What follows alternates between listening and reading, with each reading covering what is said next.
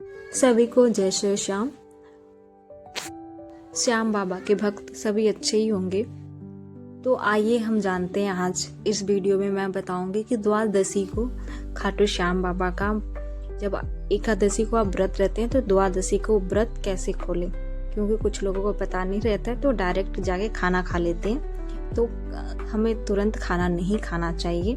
उसके द्वादशी के भी कुछ नियम होते हैं, व्रत खोलने का कुछ नियम होता है जो आपको नियम के अनुसार करना पड़ता है।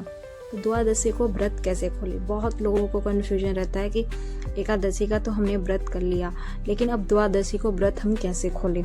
तो आज इस वीडियो में यही जानेंगे हम कि क्या खा के हमें द्वादशी का व्रत खोलना चाहिए, क्योंकि कुछ लोगों को पता ही नहीं रहता, वो डायरेक्ट या चाय पी लेते हैं या खाना खा लेते हैं पूजा करने के बाद, बट उनको ये नहीं पता है कि हमें इस तरीके से व्रत नहीं खोलना चाहिए।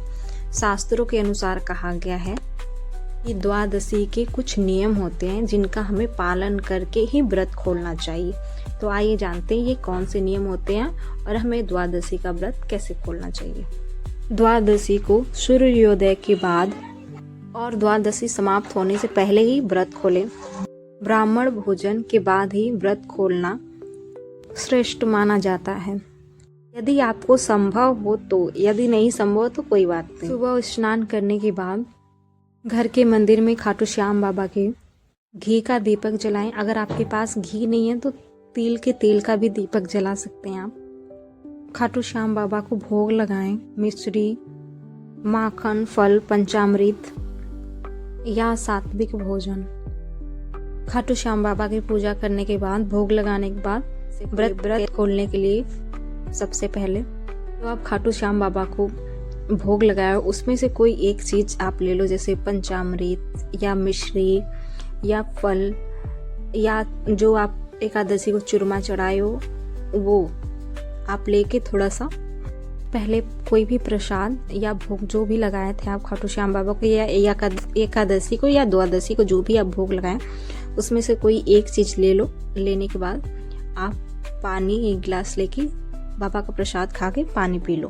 पानी पीने के बाद व्रत खोलने के बाद आप कोई भी खाना खा सकते हैं, अन्न या फल कुछ भी खा सकते हैं व्रत खोलने के बाद। एक चीज का ध्यान रखना, कुछ लोग सिर्फ फल खा के व्रत तोड़ते हैं, तो वो फल खाने से व्रत नहीं खुलता।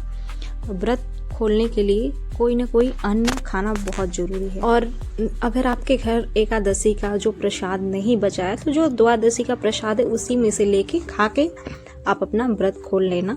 और कुछ चीजें हैं जो द्वादशी को नहीं खाना चाहिए, जैसे क्या है कि हम द्वादशी को जब हम व्रत खोलते हैं तो जो हमारे घर पे खाना बना हम वही खा लेते हैं, तो नहीं, कुछ चीजें होती हैं जिनको हमें नहीं खाना चाहिए द्वादशी के दिन, क्योंकि हम एकादशी का जब व्रत रहते हैं ना तो द्वादशी का भी कुछ नियम होता है जो कि नहीं खाना चाहिए।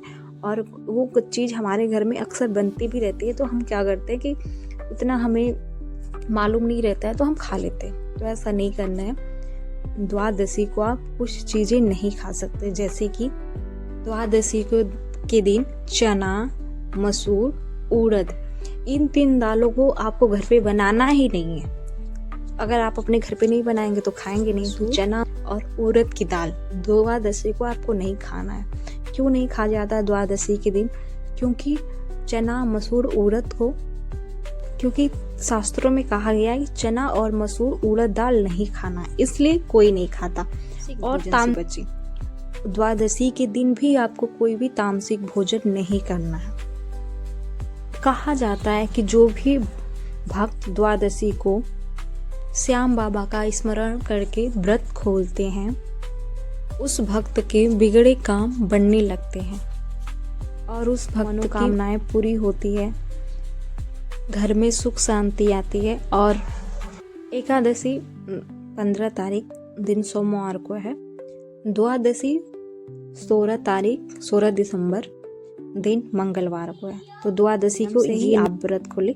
नियम के अनुसार अगर व्रत खोलेंगे तो अच्छा रहेगा। अगर आप नियम के अनुसार व्रत नहीं खोल रहे हैं तो आपको कोई फल या पुण्य नहीं मिलेगा, क्योंकि आपने शास्त्रों में लिखा है कि हमें कोई भी काम नियम से करना चाहिए, बिना नियम के नहीं। आपके भूखे रहने का आपको व्रत रखने का कोई मतलब ही नहीं रहेगा जब आप नियम से व्रत नहीं खोलेंगे। तो अगर आप एकादशी के व्रत पहले से रख रहे हैं तो आपको सारा कुछ नियम पता होता है। अगर जो नए रहते हैं, नए लोग एकादशी का व्रत रखते हैं खाटू श्याम बाबा का या भगवान विष्णु का, तो उन्हें छोटी छोटी गलतियां करने से बचना चाहिए। नहीं समझ में आता है तो बहुत सारी किताबें हैं, यूट्यूब पे बहुत सारे वीडियो हैं जिनको देख के आपको पता कर लेना चाहिए कि हाँ, हमें व्रत रखना कैसे है, व्रत खोलना कैसे है। क्योंकि व्रत रखने के भी नियम होते हैं, व्रत खोलने के भी नियम होते हैं। तो ऐसे ही जानकारी के लिए मेरे चैनल को सब्सक्राइब कर लो, ज़्यादा से ज़्यादा शेयर कमेंट करो। जय श्री श्याम।